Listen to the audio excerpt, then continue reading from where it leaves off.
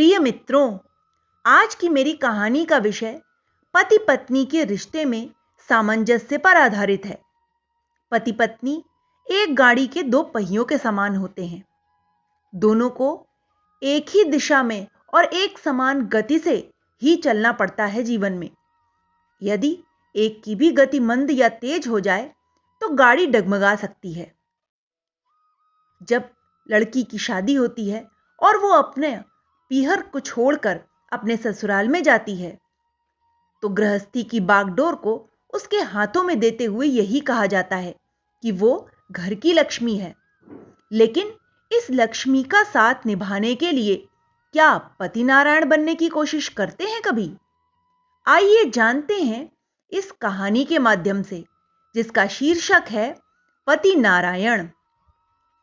पिछले कुछ दिनों से कोमल के पेट में रह रहकर अजीब सा दर्द उठता था।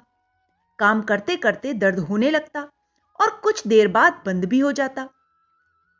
कामकाज में उलझी कोमल ध्यान ही नहीं दे पाई खुद पर। धीरे धीरे बहुत थकान भी रहने लगी। पूरी ताकत लगाकर घर के काम निपटा पाती थी।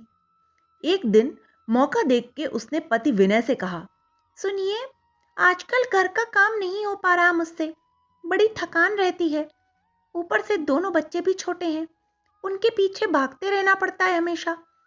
तो सोच रही हूं कि एक काम वाली रख लूं, हमें आराम हो जाएगा। हमें या सिर्फ तुम्हें? क्या यार, तुमसे दो बच्चे नहीं संभल रहे। कभी पेट दर्द, कभी थकान का बहाना पकड़े बैठी रहती हो। मेरी माँ ने तो पूरी जिंदगी पूरे परिवार की सेवा करते गुजार दी, वो भी बिना किसी मेड का सहारा पकड़े। और एक तुम हो, 4 पैसे कमाओ वो भी काम वाली के हाथ में रख दो। कोमल को विनय के इस जवाब से हैरानी तो नहीं हुई, मगर दुख बहुत हुआ। दिन भर घर की जिम्मेदारी में पिसती रहती हूं। वो नहीं दिखा, मगर थोड़ा अपने लिए आराम मांगा तो बहाना लगाने लगे। अब घर में बुजुर्ग सास ससुर हैं, खुद हम दोनों हैं, काम तो सबका बराबर ही होता है ना। लेकिन ये बात मुंह से निकल गई तो बहस की सुई अलग ही दिशा में मुड़ जाएगी और सारी बात यहीं आकर रुकेगी कि तुम्हें मेरे माँ बाप बोझ लगते हैं। और ये जाने क्यों बात बात पर अपनी माँ के उदाहरण देने लगते हैं। गांव में 2-4 आदमी औरत सहारे के लिए हमेशा खड़े रहते थे, बस उन्हें मेड नहीं कहा जाता था। और नहीं हूं मैं सासू मां जितनी हिम्मती। मेरा अपना शरीर जवाब दे रहा है तो क्या जान दे दूं? कोमल मनी मन गुस्से में जली जा रही थी, मगर दीवार पर सर मारने वाली बहस में पड़ने की ताकत नहीं थी उसमें, इसलिए चुप ही रह गई। कोमल को नाराज देख विनय समझाते हुए बोले, मैं इसलिए कह रहा था कि मेड को जो पैसे देंगे उन पैसों से कहीं बाहर घुमाएंगे, कुछ बचत कर लेंगे। कोमल ने विनय को मुस्कुराते हुए देखा और पूछा, सच में? तो विनय झेप गया। एक दिन सफाई करते वक्त कोमल को बहुत जोर का पेट में दर्द हुआ। वो पसीने से भीग गई और बेहोशी भी छा गई। सामान्य होने पर उसने विनय को फोन करके अपना हाल बताया। विनय तुरंत बोला, हाँ हाँ, तुम किसी को साथ लेकर भी डॉक्टर के पास चली जाओ। कितनी लापरवाही से कह दिया इन्होंने। किसी के साथ चली जाओ? किसके साथ जाऊं? बूढ़े सास ससुर या बच्चों के साथ? एक बार कह देते कि मैं काम खत्म करके तुम्हें ले चलूंगा तो मुझे भी खुशी होती। पति अगर ध्यान रखने वाला हो तो बड़ी से बड़ी बीमारी भी हल्की लगती है।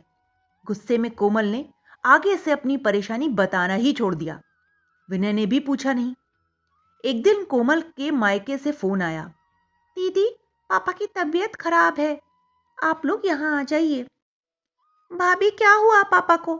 कहां है वो? कैसे हैं पापा? एक अनजाने भय से घबरा के रोने लगी कोमल।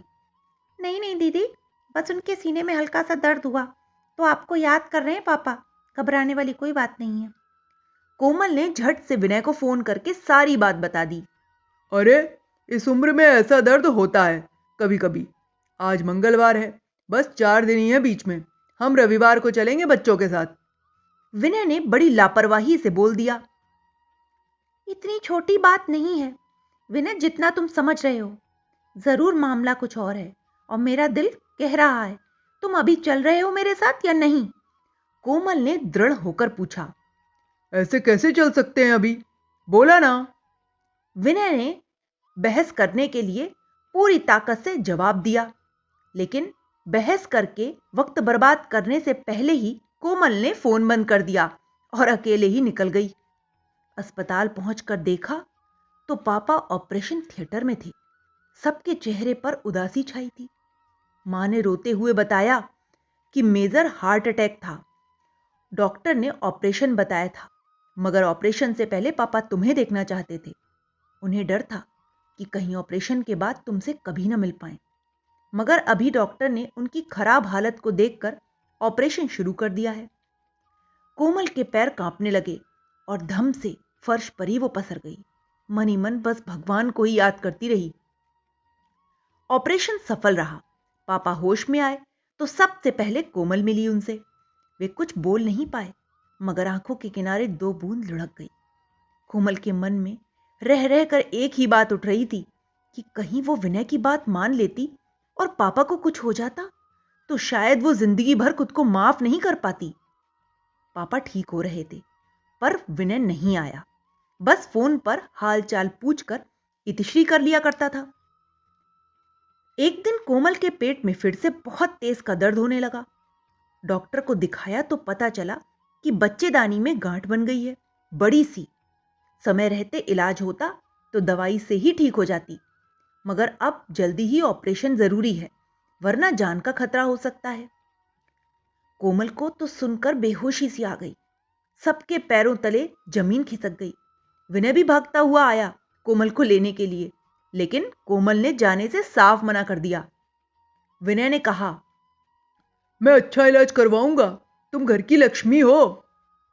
लक्ष्मी? मगर किसकी? मेरे नारायण कहाँ हैं?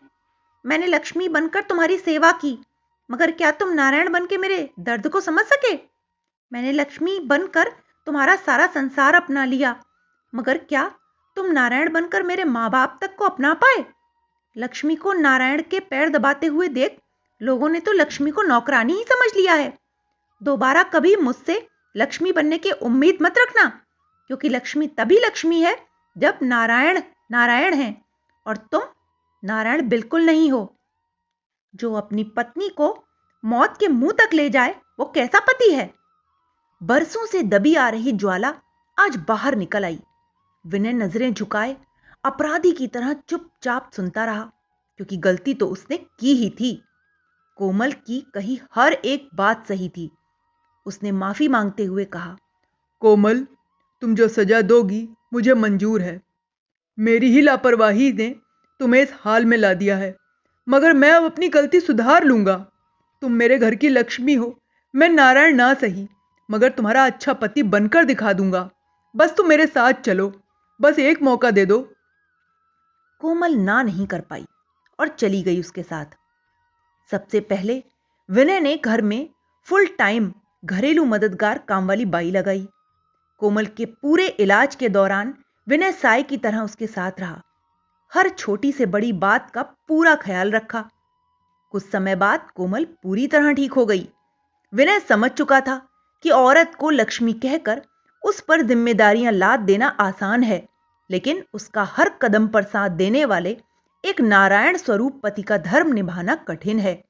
गृहस्थी का संतुलन और सार्थकता तो इसी में है। तो मित्रों, इस कहानी से जो सीख हमने सुनी वो यही थी कि पति को अपनी पत्नी का पूरा ध्यान रखना चाहिए, तभी हम गृहस्थी में उचित संतुलन बिठाकर आगे बढ़ सकते हैं। Okay, bye.